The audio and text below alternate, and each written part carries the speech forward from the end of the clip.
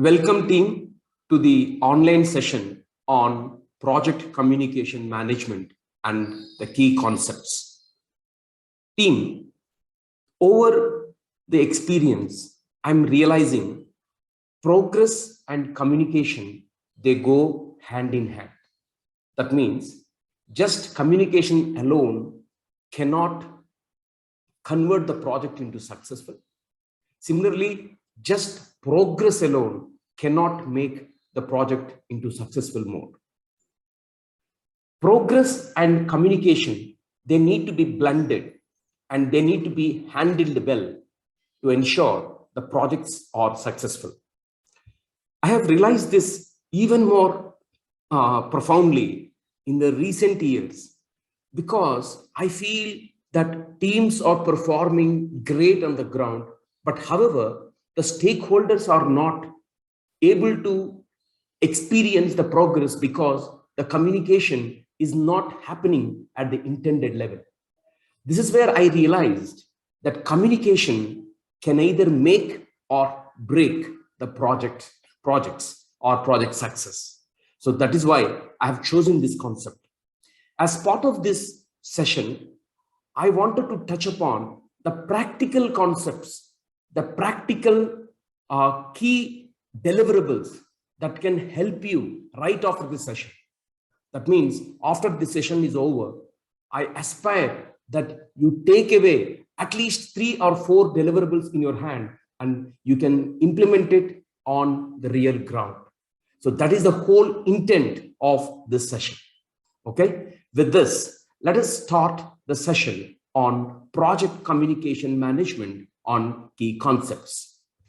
I want to talk about why communication is important. All of you are experienced professionals. I understand that you know the importance of communication. That is why I want to touch upon the few key aspects that elevates communication's importance. Effective communication, it creates bridge between diverse stakeholders. Friends, we are going to unfold the concept behind this particular statement in the next slide, right? And if you create effective and efficient communication, it creates a bridge among the diverse stakeholders. And this communication, the importance of the communication is not just restricted to projects on the professional front, but also on the personal context. Friends, just because we don't use the right choice of media, just because we don't use proper choice of the words, just because we are not cognizant of our emotional moods or emotional moods of the context we are in, there are many scenarios that are getting out of our hands. Both personally and professionally, what stakeholders want is the minimum thing from us. Even though we aspire to do so much thing and we have the capability today, given the technology we are surrounded with, still we are grappling, struggling to meet the stakeholder expectations because the communication is not happening. The way I communicate is not reaching you the way I intend to communicate, and you perceive me the way you want to perceive me. So because of this communication gap, what is happening is we end up spending efforts for the problems that got created because of improper communication. So that is why effective communication, efficient communication is important both on professional and personal context. How we deliver the message, how how intelligently, diligently we can communicate the message is going to make or break the context we are in. It is going to change the outcomes either towards positive way or negative way. And as a project managers or scrum masters or delivery managers or technical leads or QA leads, we spend a lot of our time on communication. And that is why it is important to understand communication as a chapter, as a knowledge area. Friends, look at the beauty of it. On the x-axis, we have given progress. Here is high, here is low. That means progress is high here, progress is high here, and progress is low here. Similarly, the way we communicate with other stakeholders is labeled on the y-axis, low on the bottom side, and high on the higher side. Okay, so let us talk about this piece. That means progress is high, but however, the communication is low. So this is a low communication, and this is high progress. So when we make a lot of progress and we don't communicate, what will happen? It creates confusion. It creates speculation. It leads to low trust environment. See, friends, I'm telling you, at our homes also, we see our people, our spouses, our children, they do a lot of work. They do a lot of work. However, they don't communicate with us. So because of which we don't really recognize them the way they deserve for. So because of which, are you happy with your counterparts? No, because we do a lot of things. We do a lot of servant leadership, but we don't communicate. When we do that, what happens is it creates confusion. It creates speculation. It creates low trust. It creates gossips, right? And let us assume this quadrant where progress is low, but we communicate high. Especially the sales people will do this kind of a thing.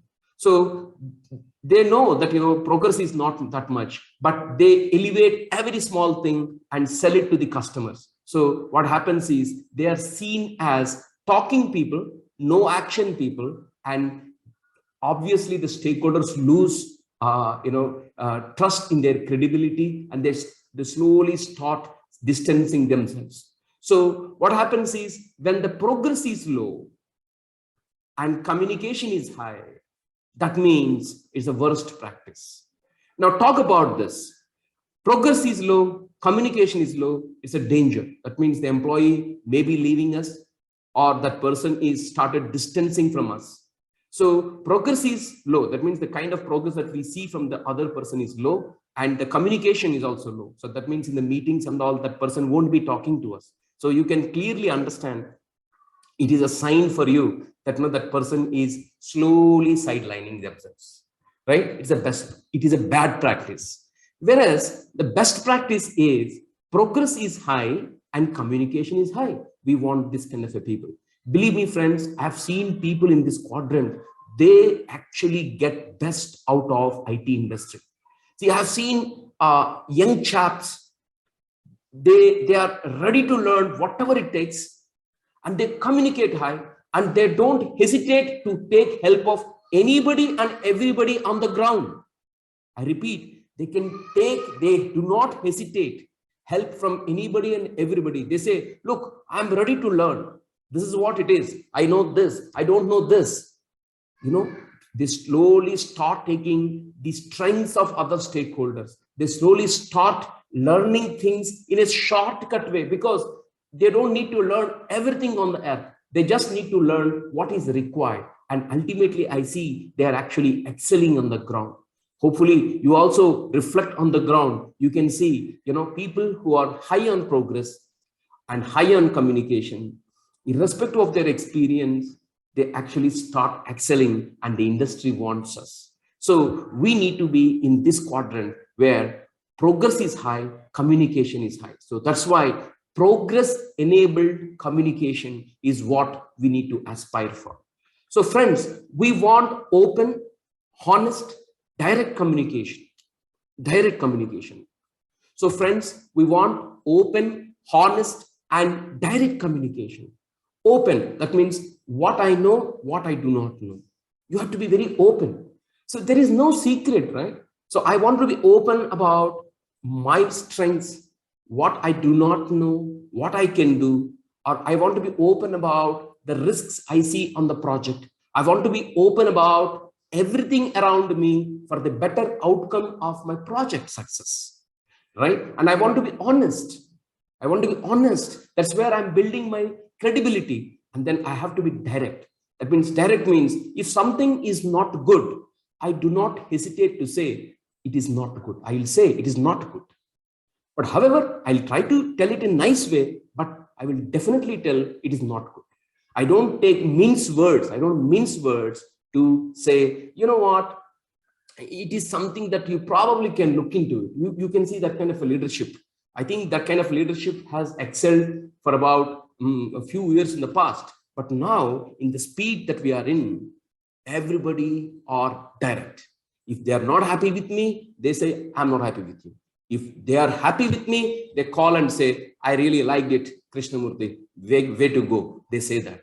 So the credibility is more. So open, honest, and direct communication is always preferable. So here we have to see progress-filled communication. We need to be high on progress. We need to be high on communication.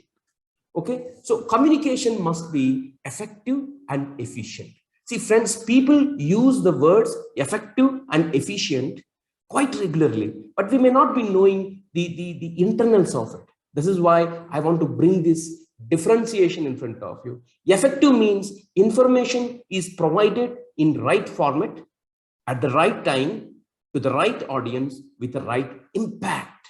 Friends, please understand, these words are crafted, right? Information has to be provided in the right agreed format, at the right time, to the right audience, and with right impact. That is what is called effective. Efficient means we are only providing the information, whatever is needed, my friends. Whatever is not needed, nothing more, nothing less. Whatever is needed, that information if you provide, we call that as efficient communication, right? Effective communication is format should be good, timing should be good, audience should be good, and impact should also be good, right? So communication must be effective and efficient. So friends, now I'm going to talk about certain communication prerequisites, right? So which I like it very much, okay? I want to tell this story. Friends, I'm telling you, there are many situations on the ground where we, the sender of the information, for example, let's say in this case, I'm the sender and you are the receiver. Now, I communicate a good message to you. Okay, I communicate a good message to you. Assume that you don't understand the message the way I want it to be understood. Then whose fault is it? The science says it is the sender's fault. That is, in this case, my fault, right? So even in the personal context also, for example, with your spouses, with your children, with your parents, or at the office with your staff, with your employees, with your supervisor, you tend to communicate good message, but the message is not understood by the receiver the way you want the message to be understood. The fault is with you. This is what the communication science says. I like it. I really like it. Why? I'm telling you. This is giving clarity to me that it is not just sufficient if I have a greater information at my hand, a good information in my hand. It is also important that I need to give importance to the media that I choose, the words that I choose to communicate, the situation, the context, the mood, the temperature, everything I need to be cognizant while communicating this message. So here it says, guys, you are the sender and you want to communicate the message. First, please understand that, you encode the message and transmit the message. Why you want to encode? Because the media, the people who are the hackers, they don't want to snack away this message out of you. So imagine you are an English speaker and you wanted to communicate with a Japanese speaking person.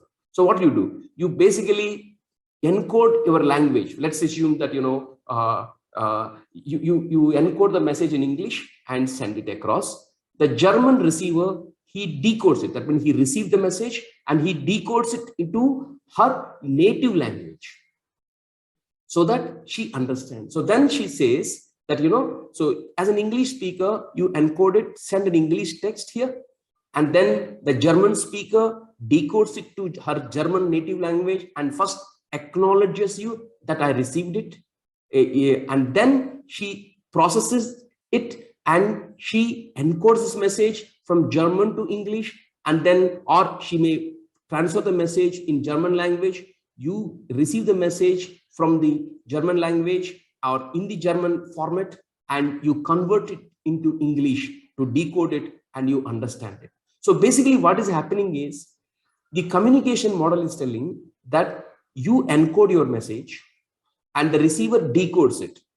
Okay, for example, if both of you are English speaking person, the encoding and decoding will be very simpler. So you send a message, first receiver says, I acknowledge the message. Then she receives, processes it, and she provides feedback back to you.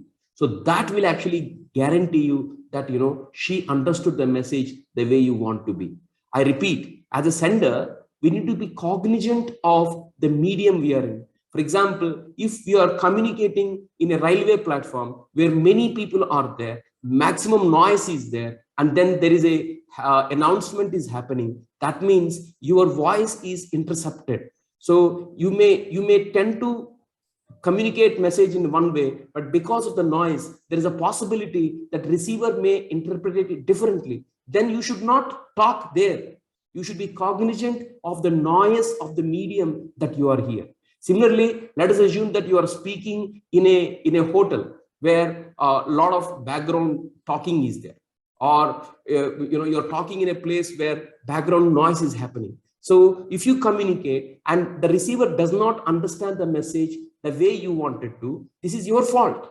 The fault is with the sender, right? So while communicating a message, you not only need to be cognizant of the intent of the message that you wanted to communicate, the content, intent, along with the medium, the noise, the disturbance, all those aspects also you have to take into consideration before communicating the message. I repeat, sender encodes a message, send it through medium, receiver decodes it, and then first acknowledges that, yes, I have received your message. Then she processes it and then encodes it and sends it back to you through a feedback stating, I understood this message like this. So this way, I always implement a model that whenever I communicate a message to the receiver, I will say, do you understand what I said? Can you please repeat, what did you understand through my message? What is the content I want to communicate? What is the intent I want to communicate? Can you please inform me what you understood out of my message? This, at a critical junctures, using this communication model, I always ask receiver. And the moment receiver says that the message is understood the way I want to, that means I could able to communicate the message properly, right? So this is what is the communication model. Then friends, I'm telling you the communication technologies, right? The technologies are first video conferences. See friends, today we are, we are used to communicate using video conferences. Especially the pandemic has thrown many such opportunities at us. But you know what? We need to be very clear about the background that we are setting. Okay. Similarly, the lighting, the impact, the energy with which we are speaking, the noise cancellation. So all those aspects, the shirts, the color of the shirts, is it camera friendly or not? So there are certain colors which are camera friendly. Those colors we have to be choosy. So we have to be cognizant of these facts. So when we are communicating through video conference, don't think that, you just jump onto it and then communicate. No. So people listen. I'm telling you, if you are in a noisy background, people will make out. They attribute that to your sincerity, to the work, right? During work hours, if you are speaking from, a bus station, a train station, a train or a car in a traffic, people will make out. So they'll make out, oh, this guy is actually traveling while during work hours. It communicates about you, my friends. So when you are in a video conference, be cognizant of these facts. I may be talking very simple things, but these are very, very important. These are impactful. They talk about you. They talk about your brand. Okay. Similarly, when you are in a teleconference, right? So let us assume that a group of people using a polycom, they are communicating with other set of polycom. right? Now, 4 people are here, 4 people are there. First, you need to make sure is you have to create the environment safe, comfortable, right? If you see some of the foreign speakers, right, or Proven speakers, they say, how is the temperature at your city?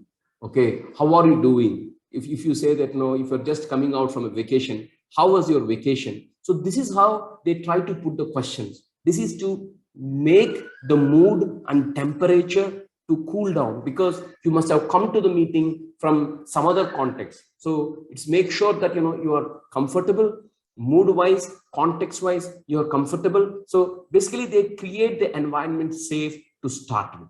And then, are you using proper equipment, especially while using the teleconferences? If there is a disturbance, the glitches and all, it creates a lot of disturbance to the other people. It is true with video conference as well, but in teleconference they can't even see you, right? So that kind of a proper equipment you have to use. Or certain people, they'll be speaking from certain far distance, their voice will not be proper, you have to be very careful. And then, when 4 people here is speaking over a telephone to other 4 people at other country or a city, then you have to tell, I'm Krishnamurthy, I want to say this. Why? Because if you don't mention your name, and other party may interpret that, somebody else is speaking on behalf of you, because they don't know who is speaking what. So it is always better to announce your name first and then tell your message. This way, there is no opportunity for confusion. And then make sure that there is no background noise. Go to a meeting room and speak about it, right? So these are the simple things. But mostly we give importance to the content that we wanted to communicate. We don't create importance to these factors, and because of which we will be misunderstood, my friends, right? Then third thing is chatting tools, right? For example, if you take Microsoft Teams, right? Are you using the groups properly, right? There are certain groups where you want more number of people. There are certain groups where you want only few members to be there, so that you don't want immediate response, but this message, you want a response when the receiver can respond to you. But make sure that you use proper groups. For example, if you want all the information to be archived and each communication to be sent as a separate thread, then probably you can make use of channels. If you use channels, there's an opportunity that you can as well store files under the channel. You can create sub channels under this, and this way you can say this channel is visible to all, but this sub channel is visible only to the restrictive people. And then certain times I have seen people use thumbs up symbol, smiley finger, smiley emojis. This is to make sure that people energize each other. Okay, and then there is a communication 1, 2, 3, 4, but you want to communicate on the thread number 1, and there is a reply button there. You click on it and say write it, so that your response is a response to the message number 1, not message number 4. So you properly reply to this. So these are all proper utilization of these tools, charting tools you need to know. See, friends, I'm telling you, at least 4 or 5 years before, I was thinking how email communication is must in terms of whenever I have to communicate with cross-boundary people. That means from one city to other city, one country to other country, email is best. It is what I was thinking. But people started mastering using the chart, right? Using the chart. So and also I've seen people they're collaborating more on charting, and they're more prompt in chatting instead of emails. So then I realized, no, I need to change. So I think the charting tools, they are using it to the best extent. Let me also start to use this. So we have to change as per the change. The technology is offering great tools, because in chatting, you don't need to be formal. You just send what you need in a simple line, and you can also put @ and tag that person name. So it can be done, right? This is the charting tools. And then fourth, right?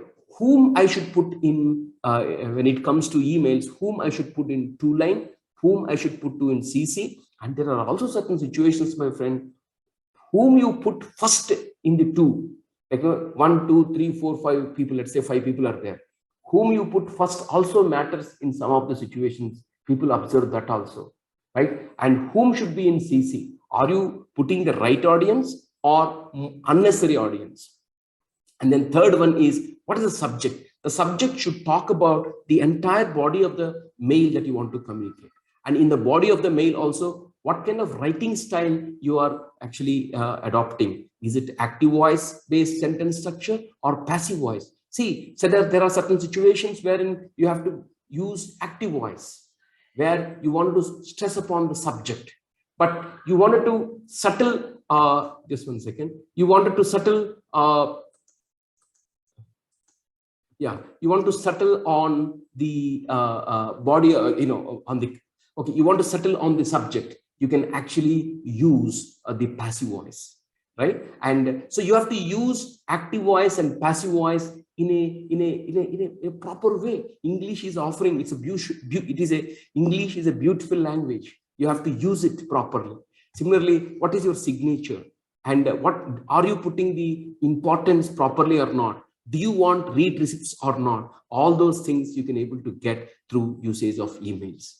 Okay, so friends, I want to repeat, emails is an important communication mechanism or method or a technology that we use, right? And you have to be cognizant of these aspects.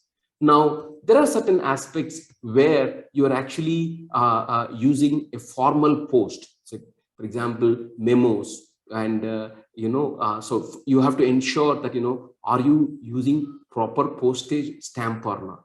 If in case your postage stamp is less, the courier or the postage person will go and charge that money to the receiver. That does not give a proper situation or proper impression to the receiver. Similarly, are you selecting proper cover, proper letter pad, and are you making sure that if it gets crushed, your paper won't get torn away? Or if in case if it is wet, are you covering it properly? So all those aspects we need to take care. So you may think that just content is sufficient. No. How do you address? What kind of language you use? If it is government-based communication, the language is different. If it is some sector to sector, the communication styles, location to location, the communication styles will be different. Okay. Finally, the face-to-face communication. It's a very rich communication, my friends. Here, see, friends, I'm telling you, every meeting is a bank balance you are creating in others' mind. If you prepare for the meeting well, your bank balance is increasing in the other people's mind.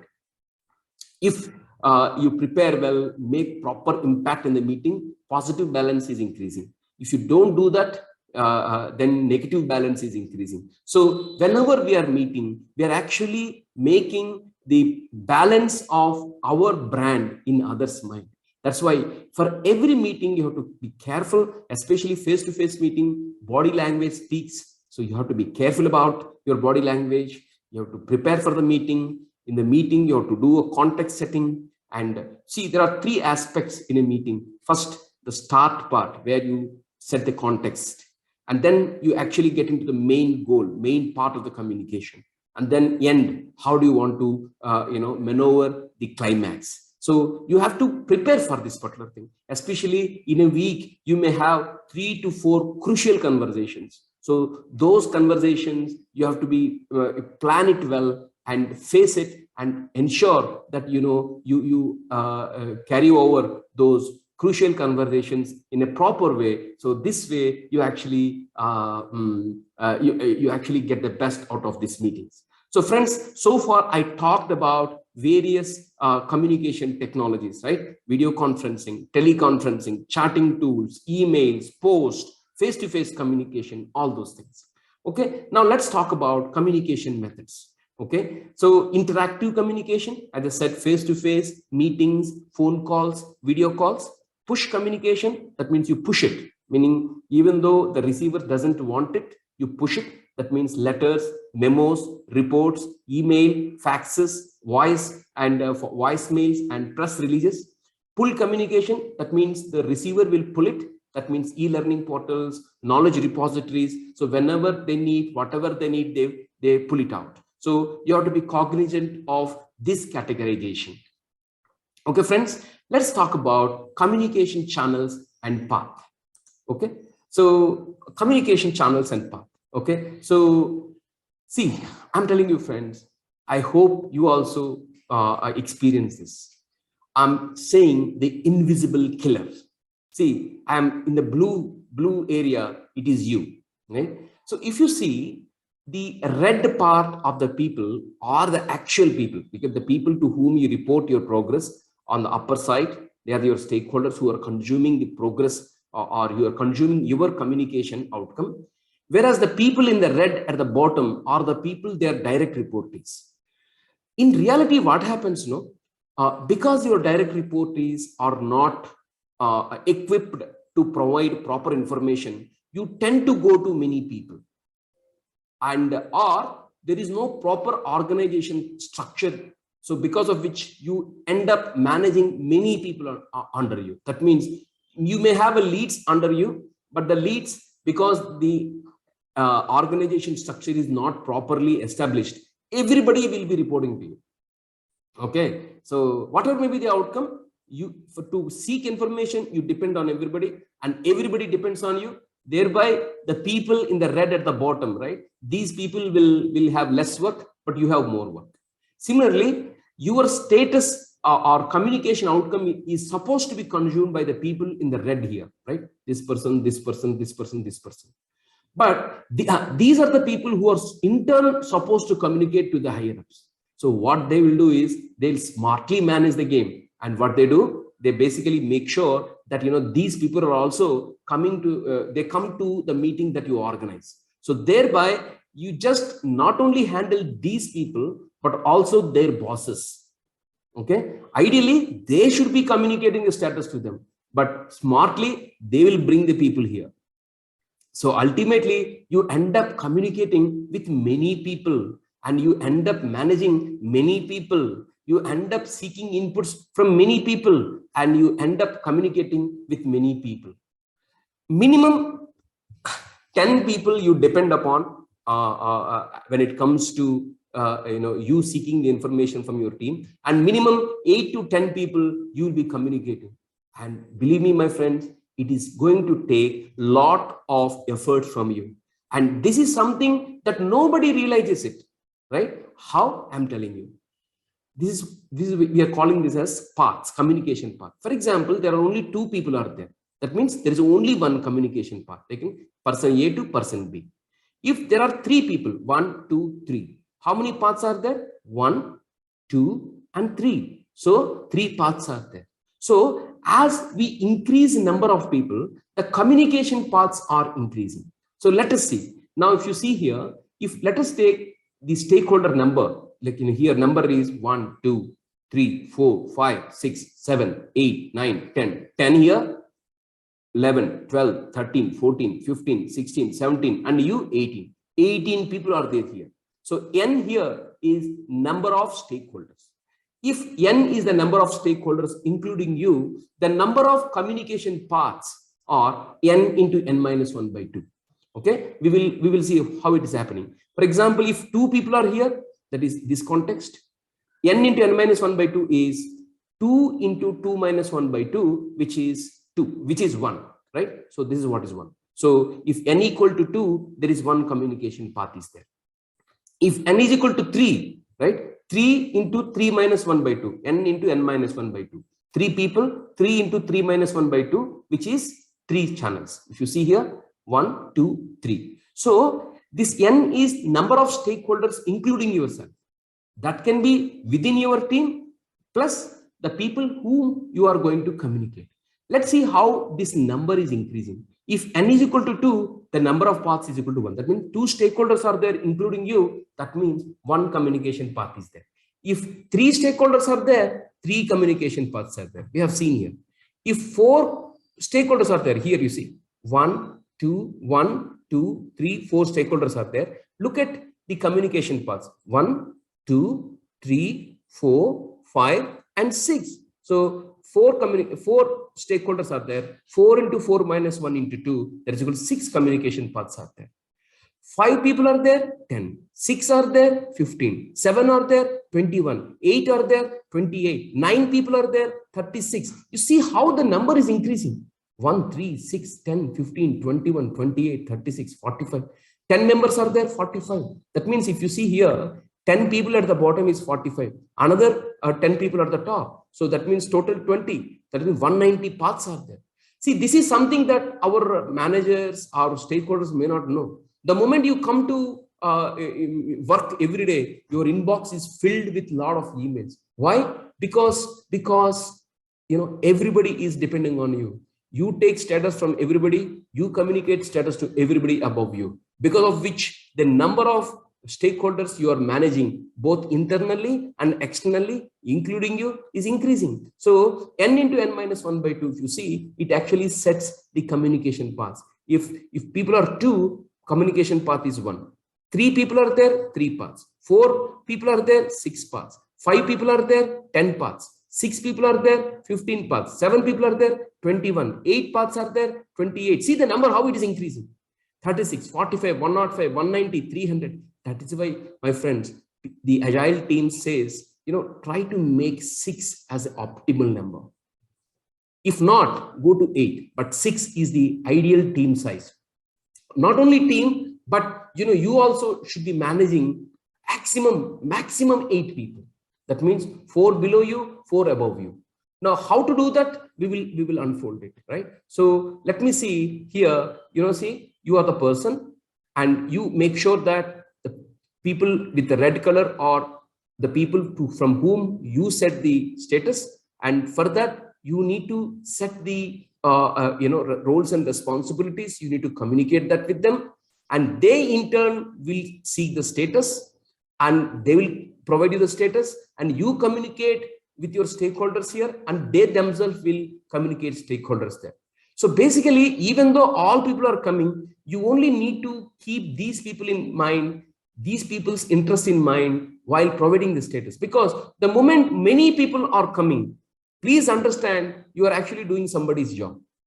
So you have to make sure that, you need to determine, the limit, who communicates to whom. So if you get into this kind of a paradigm, see friends, I'm telling you personally, even myself also, I'll get into a situation wherein I get into many stakeholders, and suddenly I start experiencing the heaviness in my work, which is something that I can't explain. The stakeholders may think, hey, yaar, why are you feeling like this? They only asked a small part of the information only, right? That small part only, they will ask me on Microsoft Teams, they'll ask me on Skype chat. Nowadays, people are using WhatsApp, okay, and Twitter, Facebook. In LinkedIn also, I see people congratulating everybody, even though within the company, if they are using LinkedIn to communicate the person's work across the globe. So they're using many channels. So the moment I enter into a situation wherein I talk with many people, that means I only can experience that heaviness.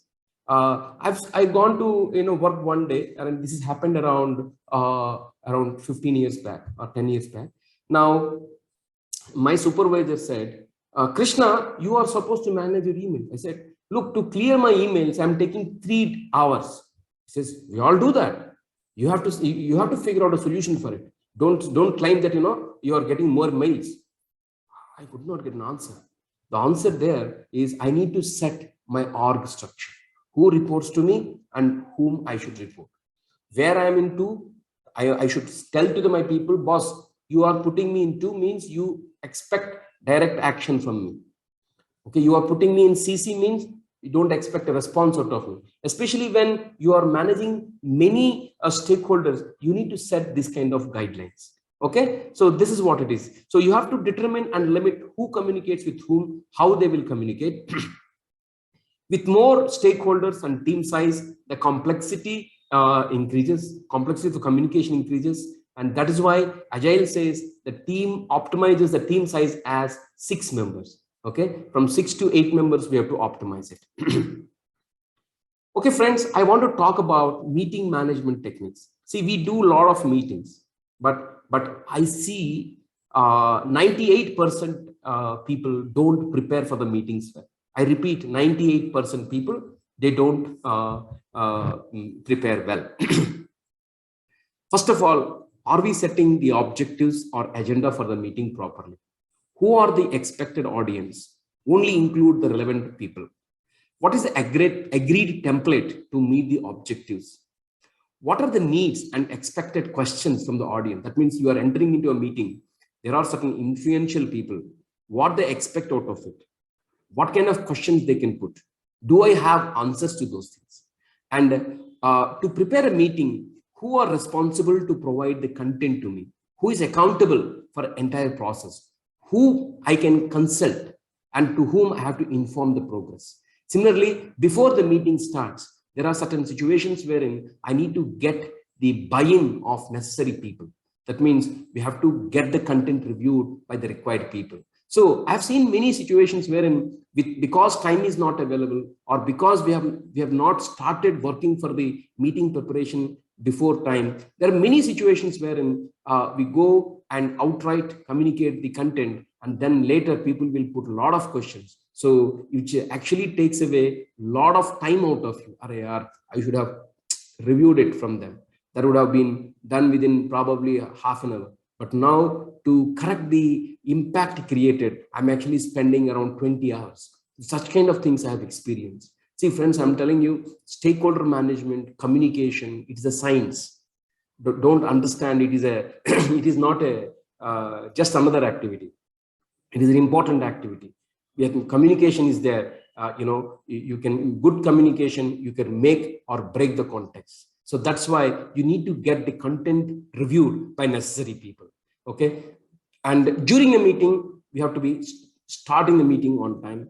We have to update on previous action items. It's very important. Friends, it is not that people come to meeting, talk and go. No, we need to make sure that meetings are directed towards progress making. For that, we need to convert the outcome of meeting into actions, and we have to review those actions in the upcoming meetings. Thereby, people will come prepared with what they need to present. And then we need to set the meeting objectives so that everybody stays on the same meeting object. And we need to encourage participation.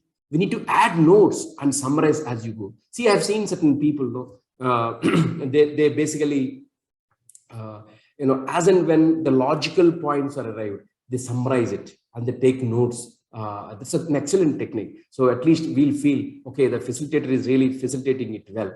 And then there'll be certain distractions. People will be going out of the topic and we have to handle those deviations.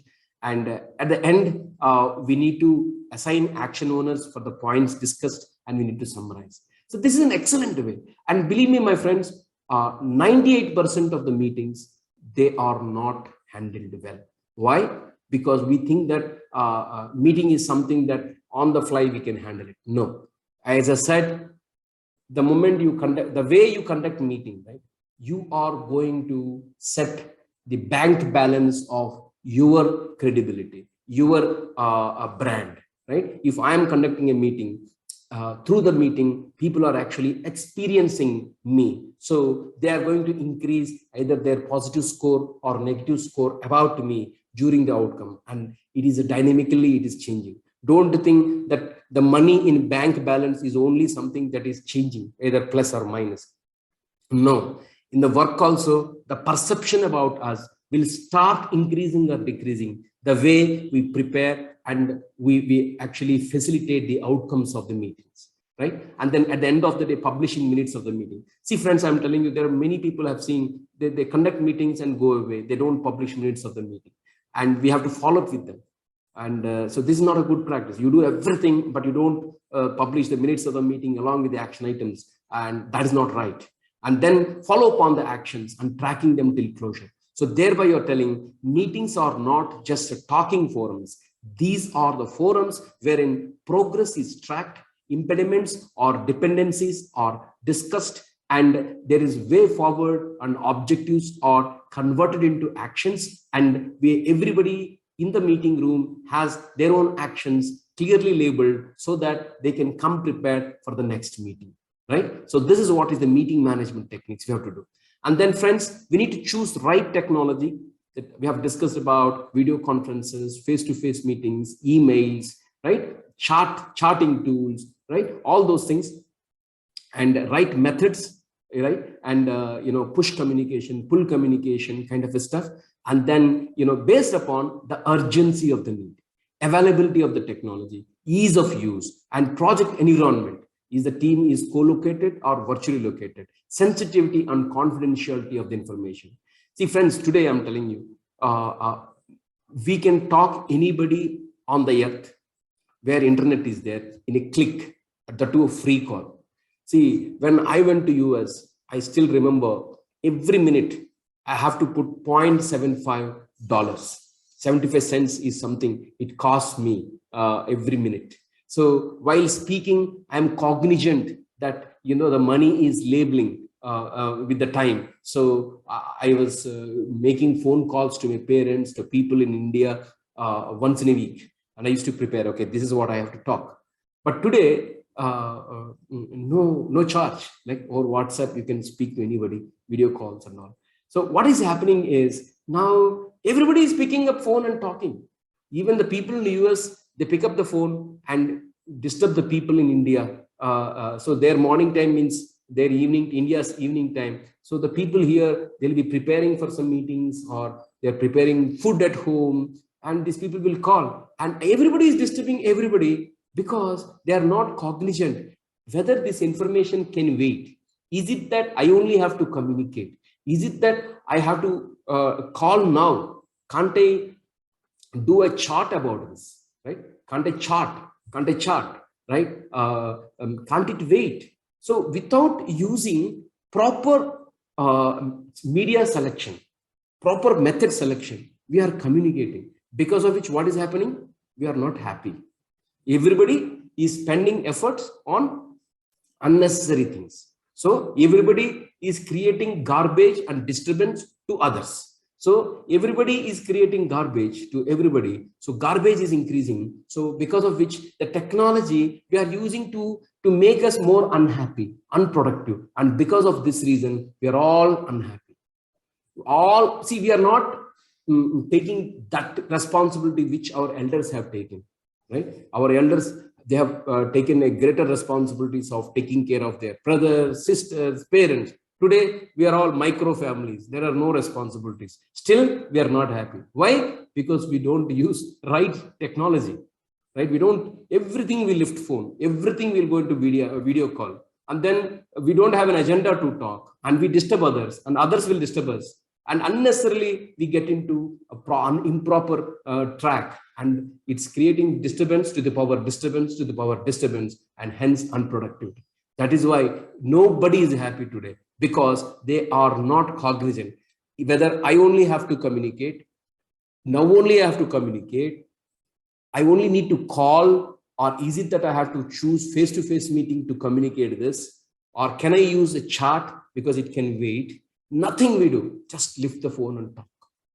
Whether that person is traveling, or even the receiver also, if that person is traveling, now I am not in a position to receive the call. That person don't feel like this. They lift the phone and they talk, and there will be accidents will happen. So it's like, we are not using right technology method, because of which we are not helping each other.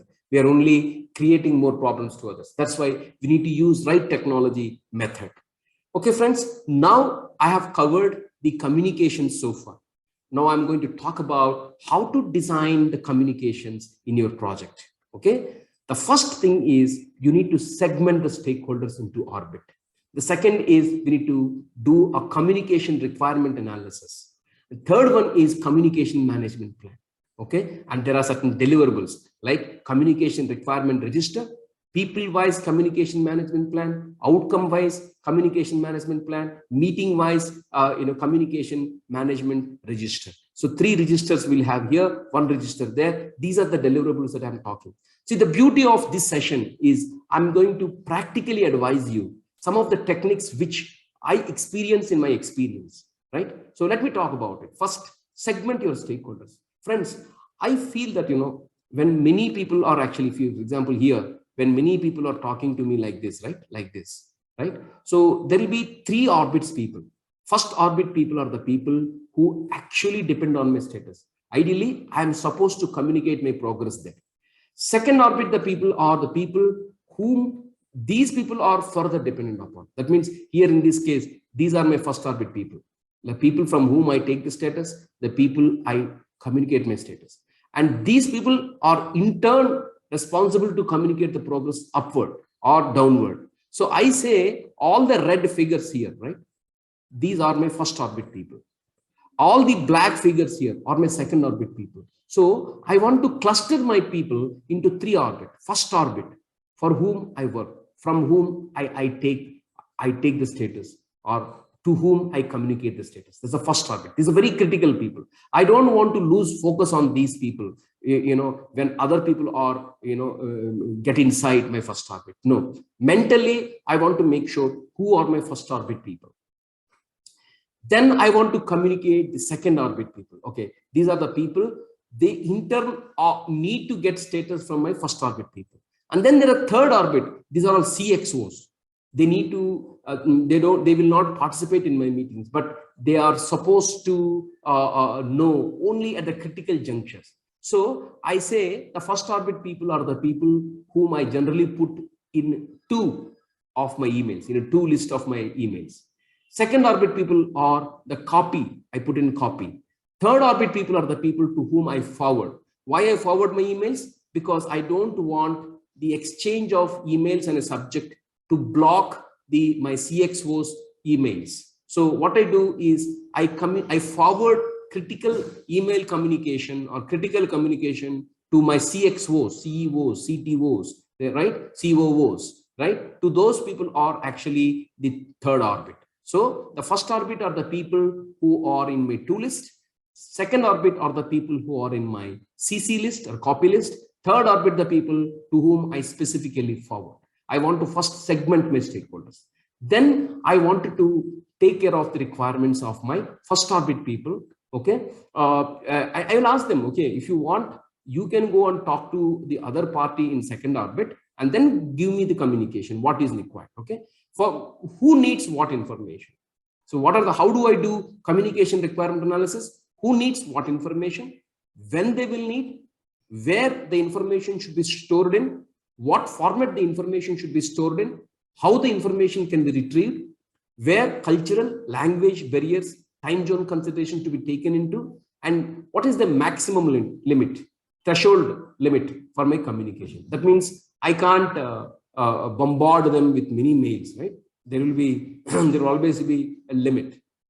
So who needs what information, when they will need it, where the information should be stored in, what format the information should be stored in, how the information can be retrieved. That means certain people know they want the status communication, the minutes of the meeting to be stored in Confluence. And in the Confluence, in a tree structure, you can always retrieve how the information can be retrieved.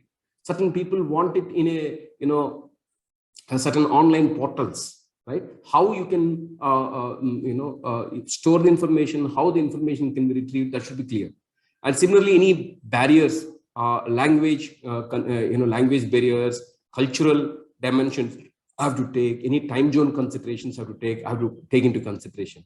Right now, I'll convert it into a deliverable. This is what I'm talking about: communication requirement register. Right. So this is what it is. So basically, in this register, I put who, what are their needs, when, at what time frame and frequency they want, where the information should be stored in Confluence, in Microsoft Teams channels, or in emails, or in any SharePoint portal. Okay, what format, right? How the information should be, what kind of sections, for example, the progress made in the last 2 weeks, the progress going to be made in the next 2 weeks, or the milestone chart, or any visual representation about how we are progressing in what format, and how the information can be retrieved. That means if at all you're using Confluence or Microsoft Teams, where and all this information is going to be stored, how structurally it is going to be stored, so that tomorrow, if at all I have to pull out certain specific report of the past, I can actually pull it out. Maximum time the communication can be sent, and any other remarks.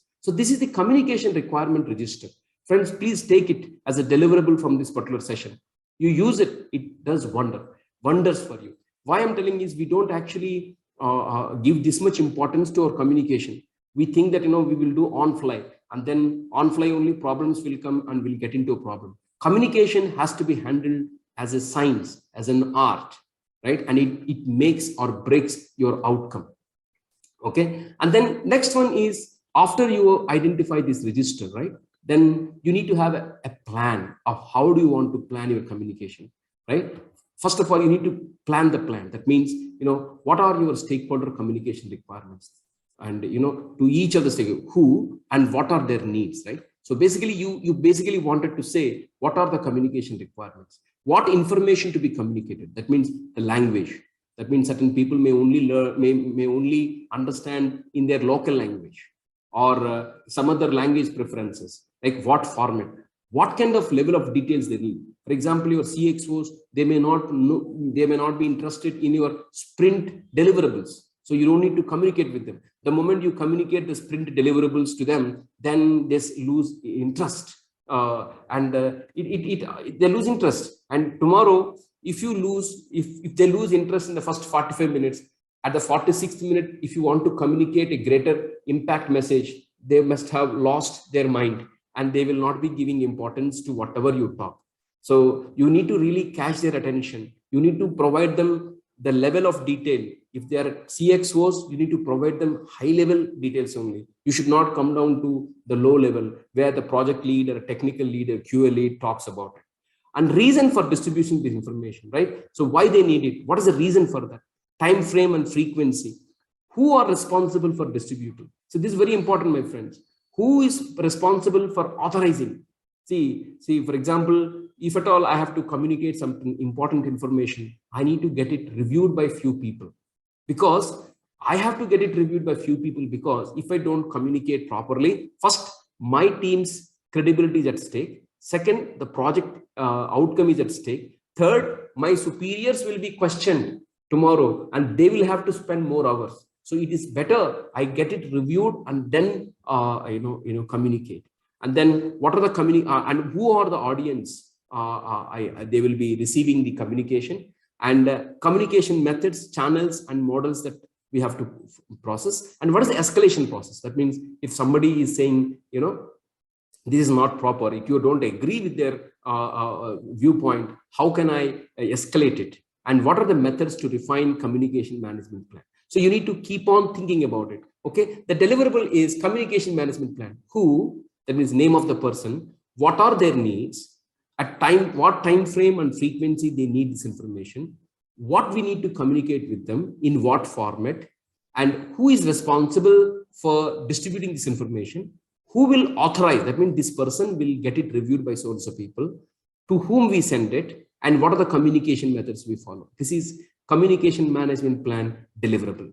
The second thing is people wise. Here you're talking about deliverable wise. Here you're talking about people wise. Who, what are their needs, time frame, what to communicate, what format, person responsible for distributing. And I think these both are same, right? This is people wise. Here you are focusing on people wise.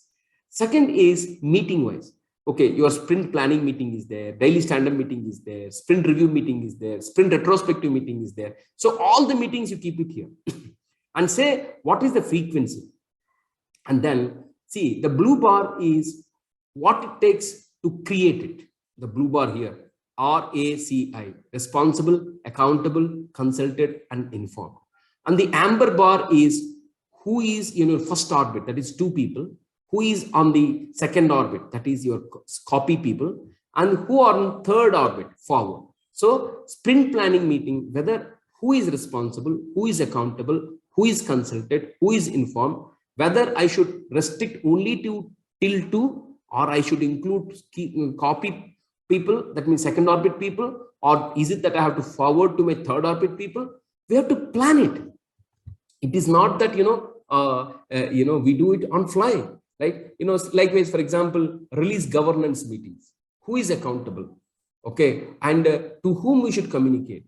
For go live risks, to whom we should communicate. Probably the second and third orbit people are also interested in terms of knowing the risks with respect to your go live product release risks. So you should be planning these meetings or the meetings and ensuring that the right person handles this meeting. Similarly, the outcomes, like for each of the meeting, there's an outcome, right? Sprint planning meeting outcome, daily impediments, sprint closure outcome, sprint retrospective outcome. Who is responsible for creating it? Who is responsible for distributing it? What is the responsibility, accountability, consulted and information structure that we want to follow there? And then to whom we should communicate, at what frequency, right? See, friends, I'm telling you, without doing this, what is happening, right? There will be certain people who are good at communication in your team. Only those people are burdened, stressed with this communication. Now, to pull out the information, to communicate this, they take long hours. And then people around them, they also expect progress. See, friends, without progress, how they communicate? And both progress and communication need to be done hand in hand by the right people. But if you flood or stress only one person for this, then he will be busy with preparing the reports and handling the meetings alone. He will not get a time to work on the progress. So tomorrow the stakeholders will start making this impression, hey, yeah, he is not doing correctly. I think he needs to change. What change? Yeah, you go and experience the ground, then you will understand. See, passing comments is very easy, my friends. You have to perform. You have to understand. That is why I'm telling you, you have to be servant leaders. Go and experience that person's role for 1 week at least. Then you will understand the challenges. See, you do not complain about people. There's a last option. The initial option says, go talk to that person, understand that person, observe that person, suggest him where all certain improvements can be done, help him, be a helping hand before concluding on a person, my friend. So because all these things are not happening, only few people on the ground are stressed to perform this communication, and they are stressed, further stressed, and ultimately it is creating problem.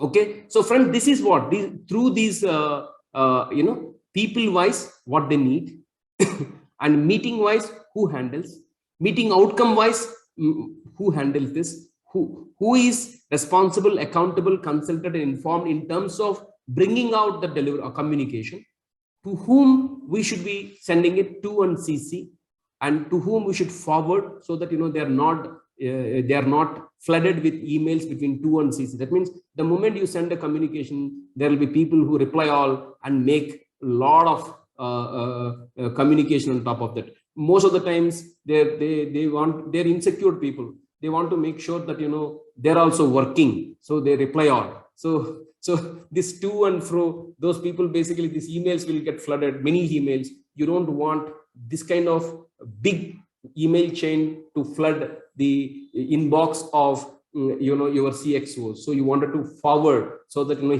he or she is not impacted with many exchanges, right? So these are the deliverables that we need to plan. Ideally on the ground, I don't see this is happening. This happens on fly, and because of which we get into a problem. Like if chemistry is fine, the stakeholders gel well, so these problems won't come to the fore. If the chemistry is not proper, then you will see all these things will come into picture. So it's important that we prepare these deliverables, communication management plan, person wise, meeting wise, outcome wise, right? And then we need to manage the communication. So we planned it using these deliverables. We planned it, communication management plan. We planned it. Now, during managing the communication, that means you're executing your plan. So you implement the communication management plan. So what happens is when you implement, there will always be expected versus actual. So expected and actual will always not be the same. So there will be certain gaps. So then we have to address those gaps. How? Are we using right choice of the media? Are we writing proper writing styles? Are we facilitating it well? Are we actively listening and feedback seeking? That means that is where we actually get the feedback, whether our communication plan is proper or not. And then do we have an issue log to track? See, basically, friends, this issue log itself has helped me to bridge many customer complaints. Like the moment customer says something, have a log saying that what is the issue and who raised it, on what date they raised it, what is the action you are taking to address their concern, what is the expected time of closure, to whom you are assigning, and where are we with respect to it. See, friends, I'm telling you today, people tell their concerns because they're impacted and they believe you can help address their problem. The moment they tell one times, two times, three times, and they don't see any traction from you, they don't come to you. They stop coming to you. They stop providing feedback to you. That is a indication for you that you are not effective in or efficient in handling the stakeholders. So issue log is important. At least show them, I listened to you, I converted your concerns into issues, and there's a log, and people are assigned, and there's a clear ETA, and people are addressing it. And time to time in your status reviews, you please show it to them. At least they will give a feeling, they'll get a feeling saying that people are paying attention to my concerns, so that for the betterment of project, my priorities are understood, my concerns are understood. That itself is 50% of addressing the stakeholder expectations. So you have to have an issue log to track the deviations, have a clear action items, and close the gaps. So friends, finally, feedback seeking. Friends, this is a very great weapon, right? So feedback you need to seek in the formal meetings or informal meetings. See, I think that if you pay attention to meetings, to conversations, to body language, you can actually make out whether people are happy with the way things are happening, and then you can actually ask for one-on-one meetings, informal meetings, so that they can actually provide you the data points, the context, why they feel like this, why they are interpreting like this. And through active listening, you can actually make out good feedback, and you convert it into a issue log, and then show them that we are paying attention to their concern, and it takes them a long way. So friends, what we learned that communication prerequisites are important. Don't underestimate the small things like lighting, background, the choice of the shirts, the color of the shirts, camera specific or not, the noise cancellation, the background noise, all those small things you have to be cognizant about. And also when you start the meeting, make sure the meetings are safe. You create a good ambience there. Everybody is in a proper mood, so that they can keep away the previous meetings dust there itself, right? And then those prerequisites are important. And then how do you design communication? First, you need to have communication requirement register. This is what we have. Communication requirement register is who is asking what, at what frequency, where the information should be stored, all those things, in what format, kind of a thing. The second is, second deliverable is communication management plan, people wise, like who is asking what, in what time frame, and in what format, what to communicate, and who is responsible for distributing the information, and what are the audience, what kind of communication methods we choose. The second is deliverable wise, right? Meeting wise, or meetings, who is responsible for creating good meetings, and who is, and who all we need to include, only the right audience, right? Similarly, outcome wise, every meeting will have an outcome, and then who is responsible, accountable, consulted, and informed in terms of creating that content and distributing, and to whom we should put it. So these are the deliverables that you can take away from this session. These will help you a great extent.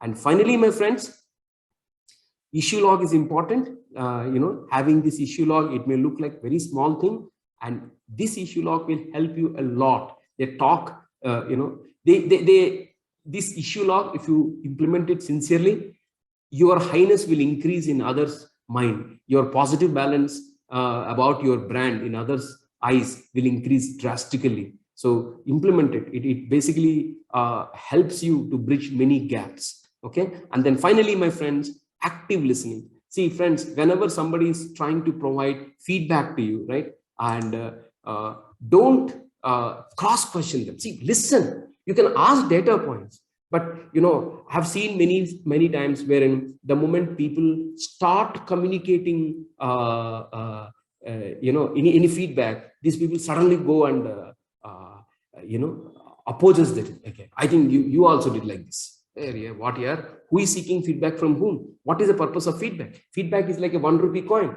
One side head, another side tail, right? So you think about yourself as head, and that's not true. There is always a tail here. You are asking others, what is your perception? When your perception you are communicating, I have to listen, right? I have to listen. Then I have to process. I have to ask for data points. See, when I'm listening, it does not mean that I agree, right? I listen, I note down, I process, and then whatever part I feel convinced, I bring into action and I show the change. This is how we have to utilize the feedback, right? So this is what is importance of feedback and seeking. So friends, with this, I came to the end of session, and the communication management is very, very important. If you handle it well, it can make the project towards success. If you don't handle it well, it basically gets you into a breaking mode. With this, I thank your interest to learn, and I look forward to add many value add sessions in future. Thank you.